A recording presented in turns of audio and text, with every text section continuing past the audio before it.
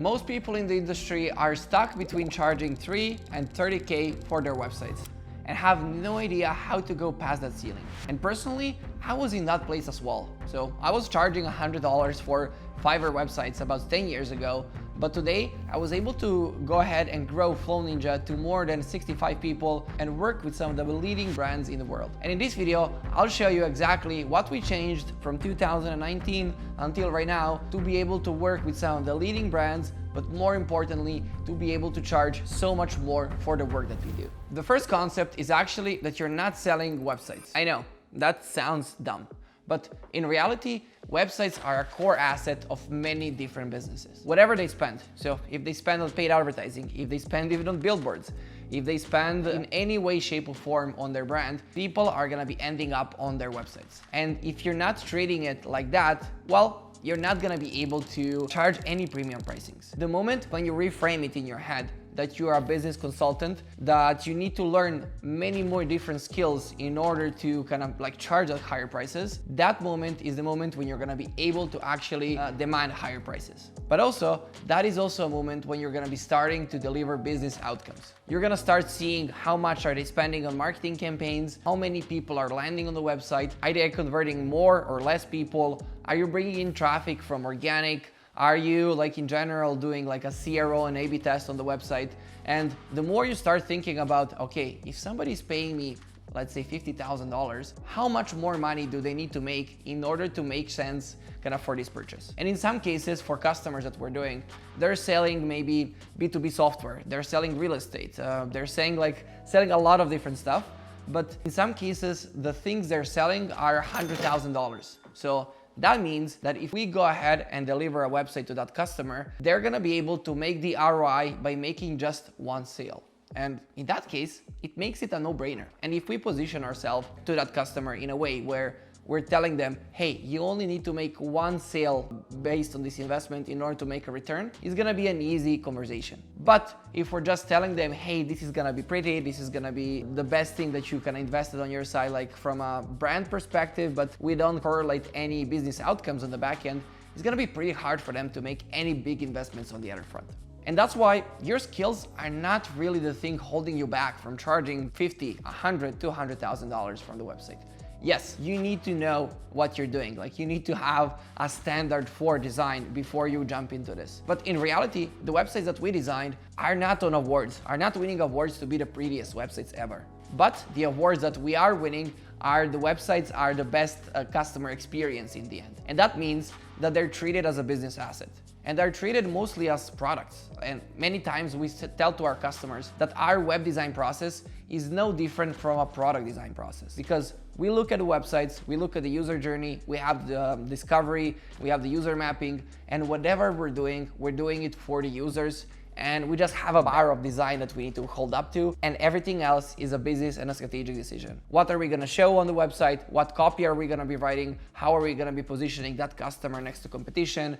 And all of those skills are more on the marketing and the business side and are not the core, let's say, web design skill itself. And that's why I personally believe if you want to go a little bit more upmarket, you should really invest into reading books about positioning. The Blue Ocean Strategy, like the book Positioning by Jack Trout. There are a lot of great examples of books which are gonna help you become a better marketer and in the process become a designer who's gonna be able to deliver business outcomes to your customers. And if we look at Flow Ninja, like if you go on Web Archive, like to talk from our personal experience, you're also gonna see that even our positioning has completely changed how much are we charging for our customers. If we go back to 2019, the year when I started the studio, you're gonna see that we literally just sold development. So we were your guns to hire, who you're gonna hire to develop a website tomorrow, as soon as possible. We even had two brothers, one business in our positioning. So our positioning was completely wrong. Then we moved to more of a place where we started adding design, we started adding copy, but again, we did not talk about the outcomes. And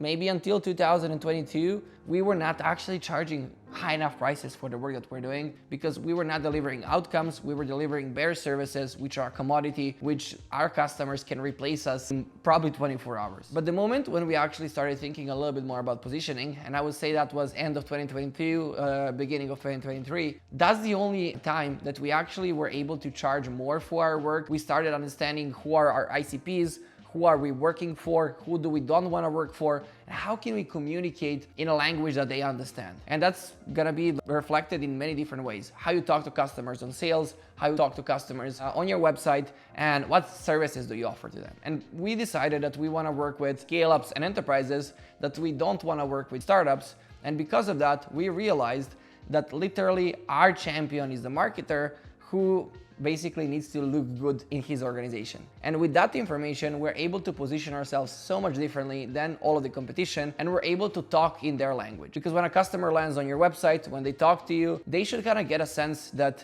you're made for them, and that the agency that they're working with has literally been made for their business. And the mistake I see many different founders and agency owners or creatives making is that they try to be a one-size-fits-all. So they're really scared about niching down, they're really scared about having a specific positioning for their customers, and because of that, they are seen as a generalist that is not specialized in any industry, that is not specialized in any size of the business, and that is not talking a unique language. And because of that, they cannot demand higher prices. So if we fast forward to today, like 2026, when I'm recording this video, and if you go to our website, flowninja.com, you're gonna see that our website has specifically been made for problems that our customers are having. First of all, we're not a web design agency, we're a website operations agency, which means that we are basically solving any web ops problems that our customer has. That's gonna be copy, SEO, content, animations, whatever they need for the website, we're gonna literally be their head of website, head of web, and we're gonna deliver all the services that they would need without the need for them to actually hire anybody else. And that's a specific problem that our customers are having. If you're watching the video, your customers are probably gonna be having a different problem to solve. With that said, you need to find a way on kind of how are you gonna solve the problem,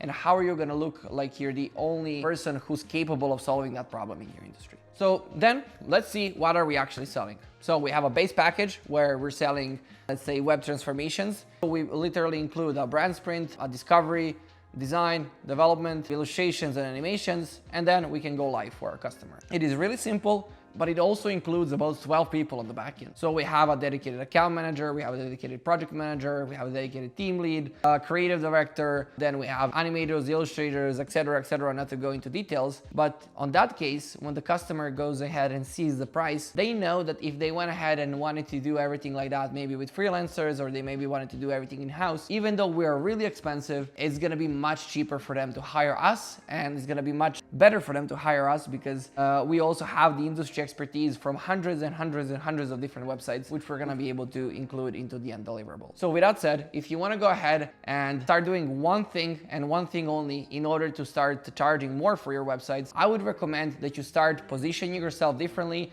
that you start identifying who are your ICPs, and that with that data, you change the copy on your website, you change your offers, and then finally, you start demanding the prices you actually deserve.